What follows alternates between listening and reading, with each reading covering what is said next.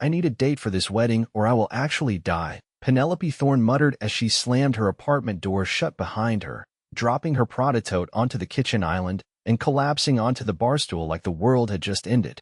It kind of had. Because her little sister, the perfect, yoga-loving, flower crown-wearing Emily was getting married in Maui in 2 weeks. And their mother had just called Penelope CEO of Thorne Innovations, Forbes featured, Harvard-educated, emotionally unavailable Penelope to inform her that her cheating ex-boyfriend would be bringing his new, suspiciously young girlfriend as his +1. You can't show up alone, her mother had said, concerned and exasperated like always. You're 34, Penelope. You're the CEO of a tech company. People are already talking. Penelope groaned and dropped her head onto the cool marble. People were always talking. She didn't do relationships. She did quarterly reports and all-nighters and red-eye flights to Tokyo. She didn't do boyfriends. And she certainly didn't do fake dates to weddings. But she also didn't do humiliation, especially not in front of her extended family on a white sand beach in Maui. She sat up, poured herself a glass of wine, and stared across the hall of her upscale condo building. The door across from hers cracked open, and out stepped a small boy in a shark onesie holding a plastic sword. Zane, you can't run out without your shoes, a deep voice boomed behind the door. Penelope blinked. Then the man stepped out. Tall, really tall, broad shoulders, black t-shirt that hugged muscles in that way that made her brain shut off, tousled dark brown hair, tired eyes, a 5 o'clock shadow. He scooped the boy up easily with one arm. Sorry about him, he said, glancing over at her with a sheepish kind of smile that hit her square in the chest. He thinks he's a pirate today. Penelope didn't respond right away. Her mouth might have actually been open. I'm Parker, he added, shifting the kid to his hip. Just moved in last week. Unit 14B. Across the hall. Penelope stood. Penelope Thorne. His brow lifted slightly. As in Thorne Innovations? She waved a hand. Let's not talk about that. I'm a software engineer, he said, a little grin tugging at his lips. We kind of worship you. Zane swung the sword at the air. I'm a ninja pirate. Parker laughed, really laughed, and Penelope felt something weird flutter in her stomach. He was a dad. A single dad. Living across the hall. And he wasn't wearing a ring. She took another sip of her wine and did something that shocked even herself. Do you want to come over for dinner? She asked. Parker blinked. Now. No, she said quickly. I mean yes. But not. I mean, if you're free. Sometime. Soon. I'm not usually this weird. Parker just smiled. Dinner sounds great. Dinner turned into 3 dinners. 3 dinners turned into her asking him if he'd pretend to be her boyfriend for one weekend in Maui. I'll pay for everything, she said, trying not to sound desperate as Parker helped Zane tie his shoes on her living room floor. Flights, hotel meals. And I'll upgrade the room. You'll barely have to interact with anyone. Parker looked up slowly. You want me to pretend to be your date? At a wedding. I wouldn't ask if it wasn't important. My ex will be there. With someone new. And my family already thinks I'm emotionally frozen. I just want to survive the weekend without being pitted.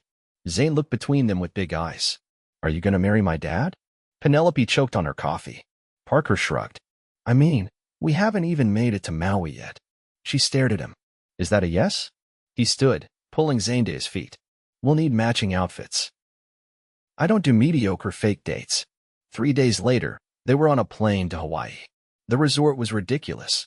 Private beachfront. Open-air suites. Ocean views that looked fake. And Parker, who'd shown up in a navy linen shirt and khaki pants like he belonged in a catalog, was carrying Zane on one hip and Penelope's bag in the other hand like it was nothing. Remind me again why you're helping me? She asked as they stepped into the suite. Because you looked like you were about to cry when you asked, he said honestly, setting her bag down. And because I think you need this. Not just the fake date. The break. She stared at him. He wasn't wrong. Work had consumed her for years. This wedding was the first time she'd taken time off in nearly 3 years. Also, Parker added, setting Zane down and ruffling his hair. I've never been to Maui. Penelope exhaled, unsure what to say. Mommy's pretty, Zane said, plopping on the bed and kicking his feet. Penelope froze. Parker's eyes widened. Not your mom, buddy. You look like a mommy, Zane clarified innocently. A pretty one. Penelope flushed. Parker rubbed the back of his neck. He's kind of a flirt. The next day was the rehearsal dinner. Penelope wore a sleek gold dress and Parker wore a button-down so white it practically glowed. When they walked in, heads turned. Her mother's eyes widened. Emily squealed. Even her ex did a double take. And Parker? He played the part perfectly. He held her hand, whispered things in her ear that made her laugh, rested his palm on the small of her back like it belonged there. And the worst part? It didn't feel fake at all. After dinner, they walked along the beach under the stars, barefoot and quiet. "You're too good at this," she said finally. "What? Pretending to be into you," he teased. She looked up at him. "Yeah." He stopped walking. "Maybe it's not pretending, Penelope." She stared at him. And then he kissed her. It wasn't soft or slow. It was like everything they'd been holding back since that first dinner exploded in 1 second. His hands on her waist, her fingers in his shirt, the sound of waves crashing against the shore as the world disappeared around them. When they finally broke apart, Penelope's heart was pounding. "I'm not good at this," she whispered. "That makes two of us," Parker said. She looked at him, really looked at him, and for the first time in years, the walls around her heart cracked. Just a little. Parker's kiss still echoed through Penelope's mind the next morning as sunlight spilled into the suite.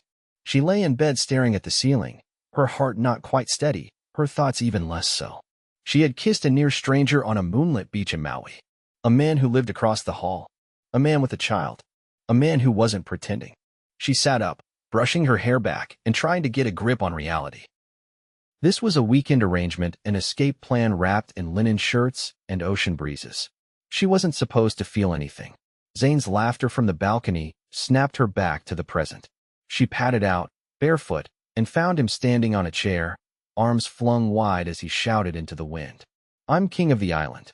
Parker stood behind him, one hand steadying the chair, the other holding a mug of coffee. "He's been up since sunrise," he said without looking at her. "Tried to convince me there were buried treasure maps under the couch cushions." Penelope leaned against the doorframe. "And we're there." Parker turned then, his eyes landing on hers with a flicker of something unreadable. "Not yet." Zane jumped down and ran inside, already launching into a story about a bird with rainbow wings that had flown by the window. Penelope watched him go, then turned to Parker. "About last night," Parker cut her off gently. "We don't have to talk about it if you don't want to." "I do," she said quickly, then paused. "I think." He took a sip of his coffee, eyes never leaving hers. "Okay." She sat down on the edge of one of the lounge chairs. "I didn't expect it to feel like that." "Neither did I." Penelope pulled her knees up to her chest, wrapping her arms around them. "I've spent the last decade keeping everything compartmentalized. My life has been schedules, strategy, control. Last night didn't fit." Parker sat across from her, elbows resting on his knees. "Maybe that's not a bad thing. I'm not used to not knowing what comes next." He smiled, not teasing, just quietly understanding. "Neither am I. Especially after Zane's mom left." Penelope blinked. "She left." Parker nodded, his gaze drifting briefly toward the horizon. 2 years ago, she decided family life wasn't for her. No warning. Just packed and left one morning. Signed over custody and disappeared. Penelope's stomach twisted. "I'm so sorry." He shrugged, but there was nothing casual about the movement. "Zane doesn't remember much. He thinks she's on some long trip. I haven't had the heart to tell him she's not coming back." Penelope didn't speak right away. She just watched him, this man who had shown up in her life like a quiet storm and was now sitting across from her, carrying more than she'd ever realized. "I can't imagine how hard that must have been," she said softly. "It still is," he admitted. "But he's worth everything." There was a long pause before she asked, "And you? Have you let anyone in since her?" Parker looked at her then. Really looked. "I didn't think I could. Until you." Penelope's breath caught. A knock came at the door before she could respond. Parker stood and opened it to reveal her mother, dressed in a pale blue blouse and white trousers, her expression as tight as her updo. "Penelope," she said, eyes flicking briefly to Parker. "I was hoping we could speak." Penelope stood, instantly back in CEO mode. "Of course." Her mother stepped onto the balcony but didn't sit. "There are rumors." Penelope raised an eyebrow. "About what?" "You. Him. This entire spectacle." Parker stood quietly, clearly prepared to retreat, but Penelope reached for his hand instinctively. Her mother's eyes narrowed. "You've always been independent, Penelope, but this is a family wedding. And you've brought a man no one knows, who clearly doesn't come from our world. That's enough." Penelope said, steel threading through her voice. Her mother blinked. Excuse me. You don't get to speak about him like that. He's a better man than any of the ones I've dated. And he's here because I asked him to be. Her mother's lips pressed into a thin line. You don't need to prove anything to me. Or to anyone. But flaunting a relationship that isn't real, it is real, Parker said, his voice calm but firm. At least it is to me. Penelope turned to him, stunned. I didn't come here to play a part, he continued. Not after that kiss. Not after last night. I came because you needed someone. And I stayed because I wanted to. Her mother's face went still. Penelope's voice was barely above a whisper. You didn't have to say that. I wanted to. There was a long silence before her mother turned to leave. Just be careful, Penelope. When she was gone, Penelope sat back down, her heart slamming against her ribs. You meant all that? She asked, still trying to catch up. Parker nodded. I don't say things I don't mean. I told myself this was just a favor, she murmured. A distraction. I told myself the same thing, he said. But here we are. Later that day, they joined the rest of the wedding party for a catamaran cruise. The sun was high, the sea a ridiculous shade of turquoise. Emily was glowing, her fiancé doting on her every move. Penelope stayed close to Parker, introducing him to cousins and uncles and childhood friends she hadn't seen in years. He charmed them all. Zane, donning a tiny captain's hat someone had gifted him, stood at the wheel beside the real captain, who laughed at every declaration of full speed ahead. Penelope found herself laughing too. Not just faking it to get through the day. Actually laughing. As the boat drifted back toward shore, Parker leaned close. Dance with me tonight. She blinked. It's not the reception yet. Doesn't matter. Come to the beach after dinner. Just us. She nodded. That evening, after Zane had fallen asleep in the suite with a babysitter from the resort, Penelope walked barefoot down the sand, her black silk dress fluttering in the breeze. Parker was waiting by a small fire pit near the rocks, holding a speaker in one hand. I made a playlist, he said, only half joking. She smiled. You really don't do mediocre. He pressed play. A soft guitar melody filled the air. They danced, slow and quiet, his hand resting on her lower back, their bodies moving in sync like they'd been doing this for years. Why me? She asked, her cheek against his shoulder. He didn't hesitate. Because you're brave. Because you're not afraid to take control of your life. Because you see the world the way I wish I could. She closed her eyes. I've never let anyone in, she admitted. You just did. They danced until the fire burned low. The stars blinked awake above them, and the weight Penelope had carried for years began to finally lift. And for the first time, she let herself believe that this whatever it was could be more than a temporary escape. The morning of the wedding dawned warm and cloudless, the kind of picture-perfect Hawaiian day that felt like it had been ordered in advance. The resort grounds buzzed with last-minute preparations. White chairs were being arranged in tidy rows facing the ocean. Musicians were tuning string instruments beneath a flower-draped gazebo, and florists rushed about with arms full of orchids and peonies. Penelope stood on the balcony in a robe, watching it all while her hair was curled and pinned into place by a stylist Emily had insisted on booking for her. She barely registered the tug of the combs or the faint scent of hairspray as her eyes scanned the beach below. Parker was out there somewhere with Zane, who had been invited to join the flower girls and ring bearer for the ceremony. He'd been ecstatic when told he could carry a pillow with fake rings. Emily burst into the suite without knocking, her dress bag slung over one arm and champagne in the other. You're not ready yet? She asked, eyes wide. You're walking down the aisle before me, Pen. I need you dressed in 20 minutes. I'm almost done, Penelope replied, her voice calm despite the chaos outside and the twist in her stomach that had nothing to do with her sister's wedding. Emily set the champagne down and pulled the dress bag open. You're lucky I love you. I had this custom altered when I realized your original dress didn't fit the theme. Don't argue. Just put it on. Penelope raised an eyebrow but didn't object. She stepped into the sleek champagne-colored gown, letting the stylist zip her up. It was strapless, fitted through the bodice and hips, flaring out just enough to feel bridal without stealing the spotlight. The fabric shimmered softly in the light. Emily stepped back and crossed her arms. You look kind of incredible. Penelope glanced at herself in the mirror, and for a brief moment, she barely recognized the woman staring back. She looked softer, less guarded, almost like someone who believed in happy endings. Is Parker meeting us down there? Emily asked casually, but Penelope didn't miss the glint of curiosity in her expression.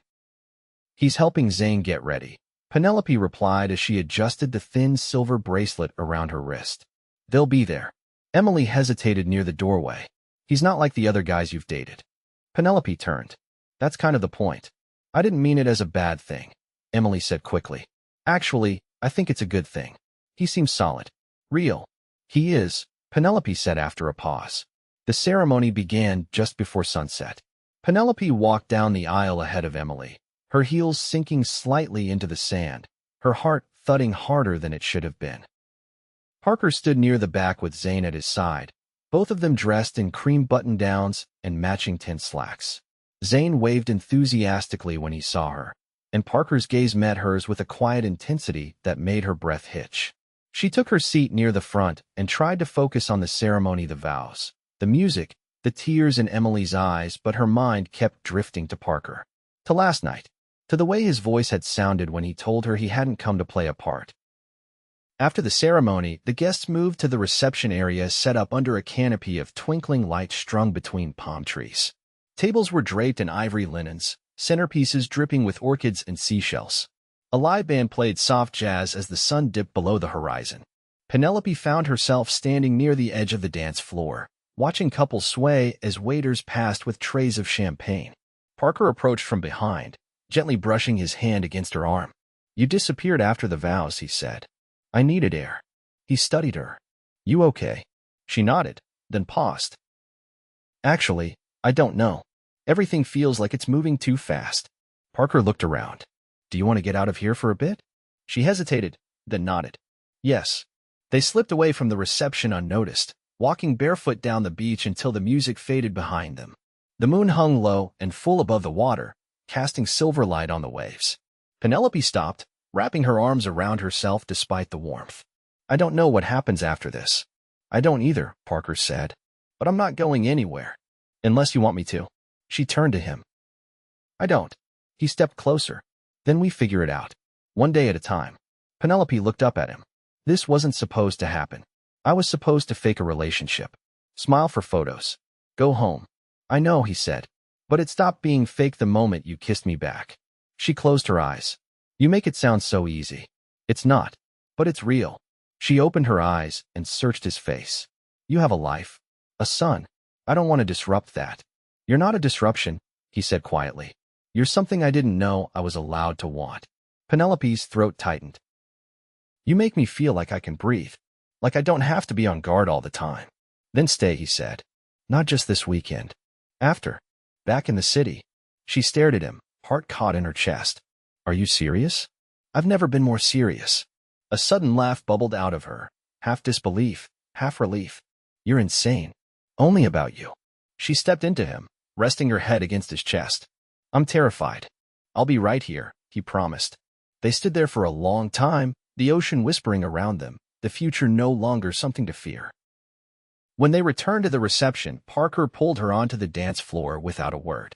The band had shifted to slower music, and they moved together in quiet rhythm, not speaking, not needing to.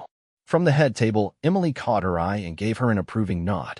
Later, as the night wound down, guests began to slip away, and Penelope found herself standing beside Parker, Zane asleep in his arms, his head tucked under Parker's chin. Penelope reached out and brushed a strand of hair from the boy's forehead. He trusts me. He does, Parker said softly. Her voice was barely a whisper. That means more than you know. He looked at her, and she could see it, the unspoken question in his eyes. The hope. Penelope took a deep breath. Come home with me. When this is over. Both of you. Parker didn't smile. He didn't need to. The way his eyes lit up told her everything. We were already planning to, he said just as quietly. She leaned in, kissed Zane's temple, then Parker's lips. And for the first time in her life, she didn't feel like she was running from anything. She was running toward it.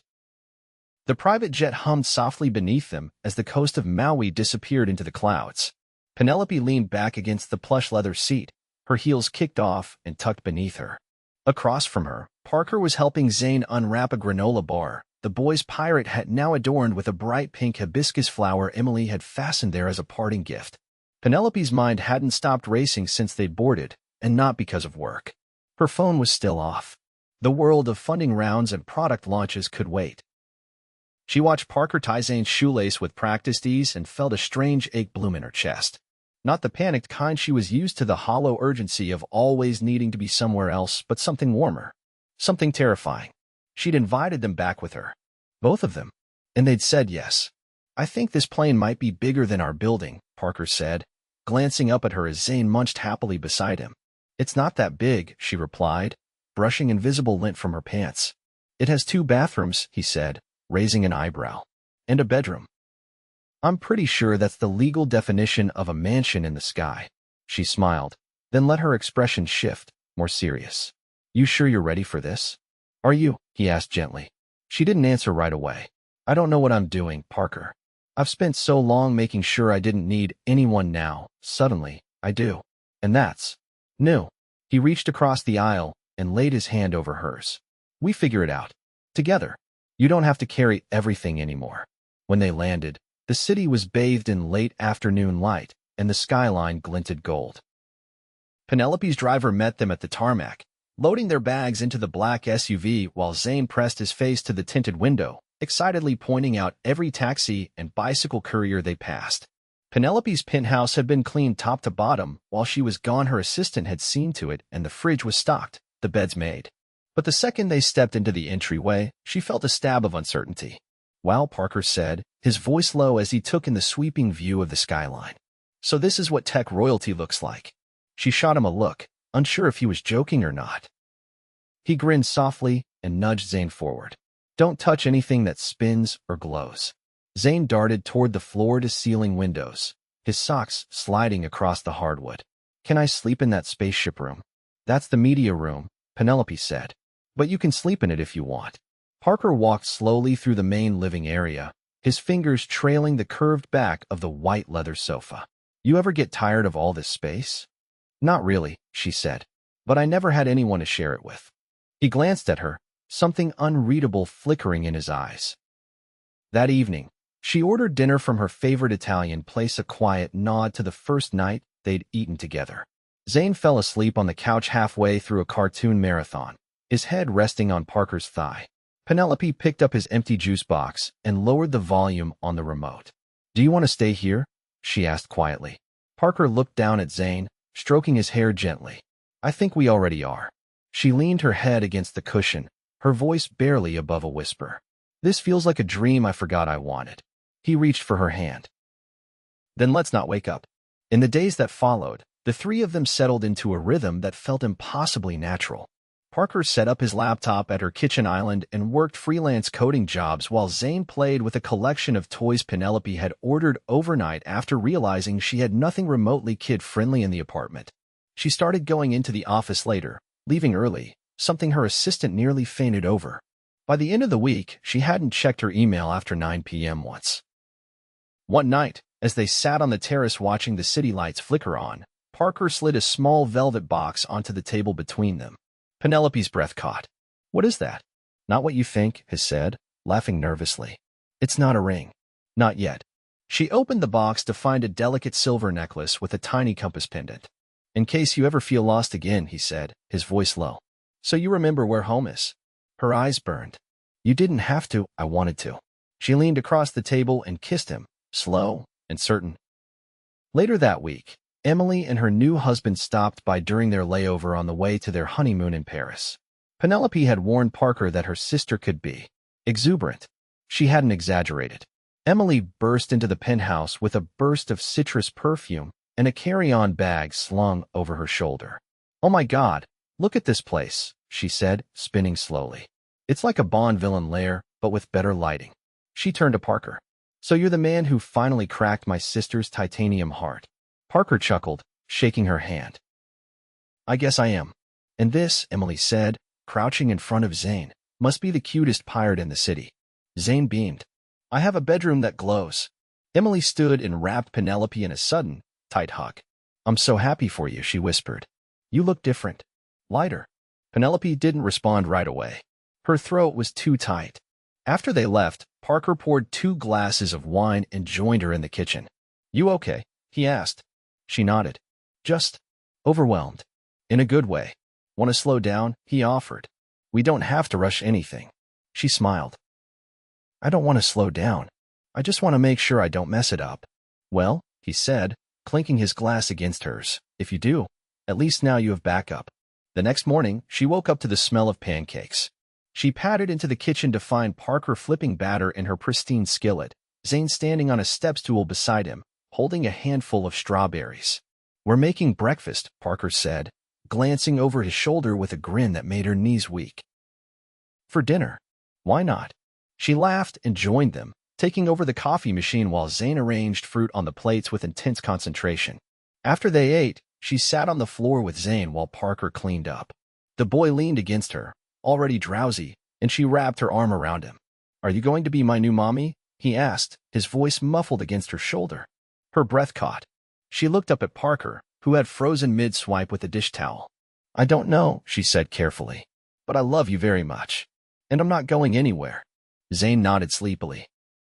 Okay. Parker set the towel down and walked over, crouching beside them.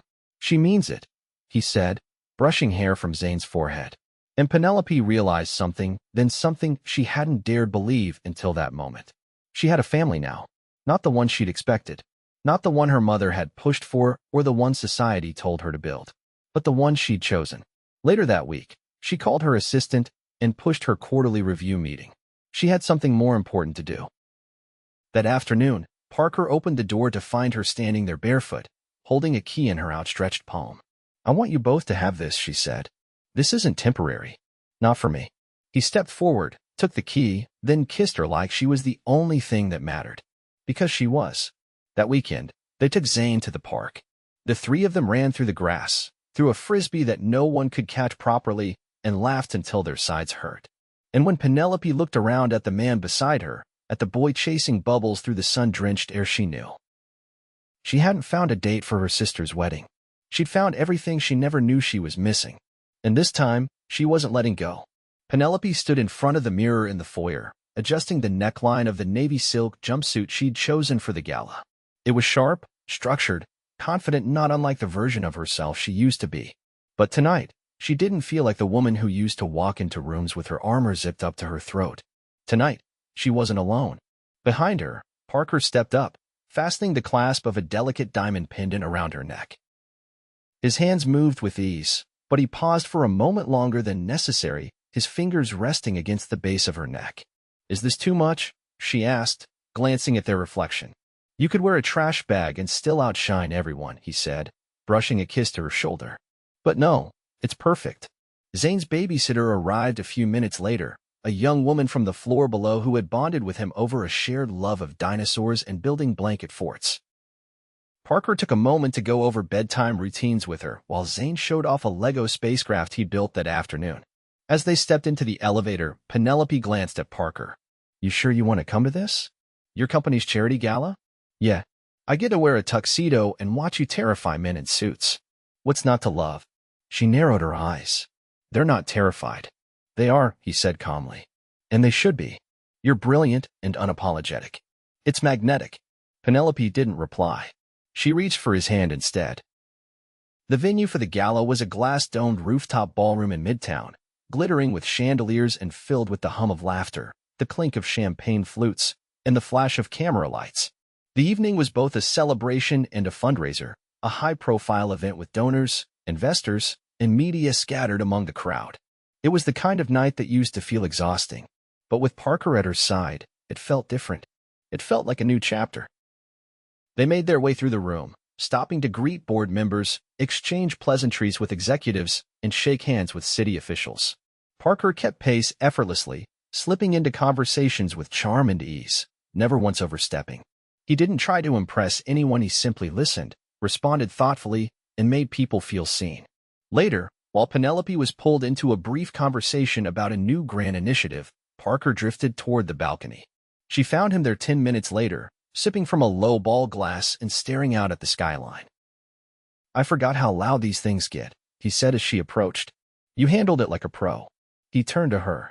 You were the one handling it. I was just following your lead. You didn't just follow, she said, stepping closer. You made people feel comfortable. That's a skill I haven't mastered. I don't know, he said. You've made me feel more at home than anyone ever has. The wind picked up slightly, brushing her hair across her cheek. He reached up and tucked it behind her ear, his hand lingering a second longer than necessary. "I was thinking," she said slowly, "about what you said that first night. About not pretending." He waited, saying nothing. "I didn't know how to let someone in without giving up pieces of myself. But you never tried to take them. You just stood close enough to let me be whole." He looked at her like the world had narrowed to just that moment. "There's something I want to ask you," he said. Her pulse flickered. "Parker, I'm not asking you to marry me tonight," he interrupted gently. "But I want you to know I'll ask someday. Not because it's expected, or because we're playing house, but because I want this. You. Us. For real." Penelope blinked, emotion rising in her throat faster than she could contain it. "You don't have to say that just because we're in a ballroom under a chandelier. I'm saying it because I've never been more certain of anything in my life." She didn't answer with words. She rose on her toes and kissed him, slow and sure, the city glittering behind them like 1,000 silent witnesses. By the time they returned to the penthouse, Zane was fast asleep in his bed, a paper crown perched crookedly on his head. The babysitter smiled as she gathered her things, whispering that he'd insisted on crowning himself king of the night sky before brushing his teeth. Parker carried her heels to the bedroom while she changed into a soft t-shirt and shorts, her hair falling loose around her shoulders. When she stepped out, he was already in bed, scrolling through a list of museums Zane might enjoy the following weekend. "You're planning our weekend already?" she asked, crawling into bed beside him. He turned the screen off and set it aside. "I like the idea of building things with you. Even weekends." She curled into his side. "I'm getting used to this. You're allowed to." The next morning, they took Zane to the botanical gardens. It was a warm spring day, and the city had shaken off the last remnants of winter. Cherry blossoms lined the paved paths, petals falling like confetti as Zane raced ahead with a butterfly net he had no intention of using properly. Penelope and Parker strolled behind him, sipping coffee from paper cups and pointing out trees in bloom. "I never thought I'd enjoy a morning like this," she said, watching Zane chase a squirrel with theatrical determination. "I did," Parker said. "From the moment I saw you in that hallway, I wanted mornings like this. You didn't even know me. I knew enough." She smiled at him, and for the first time in years, it didn't feel like something she had to practice. That night, while Zane built a pillow fort in the living room, Parker pulled a folded napkin from his pocket and handed it to her. She raised an eyebrow. "Did you steal this from the gala?" "Not exactly," he said. "It's from one of your investors. He said he wanted to fund a mentorship program for underprivileged youth in tech. Said you inspired him." She unfolded the napkin, eyes scanning the scribbled note. "This could change everything." "I know." She looked up. "You're changing everything. I'm just following your lead." Weeks passed, and the seasons turned. They traveled together to visit Parker's parents upstate, to take Zane to a science museum in Chicago, to spend a quiet weekend in a cabin where cell service didn't exist. Each moment layered over the next, building something steady and real. One Sunday morning, Penelope sat at the kitchen island, sipping coffee as sunlight poured through the windows. Zane was at the table drawing a dragon with 3 heads, narrating its story in dramatic bursts. Parker slid a ring box across the counter. She looked up, startled. "You said you'd wait." "I did," he said. "But I also said I'd ask. And I've waited long enough to call you mine in every way." She opened the box. The ring was simple, an emerald-cut diamond on a platinum band, elegant and unassuming. Zane helped pick it, Parker added. "He said you'd want something that didn't get in the way when you were typing."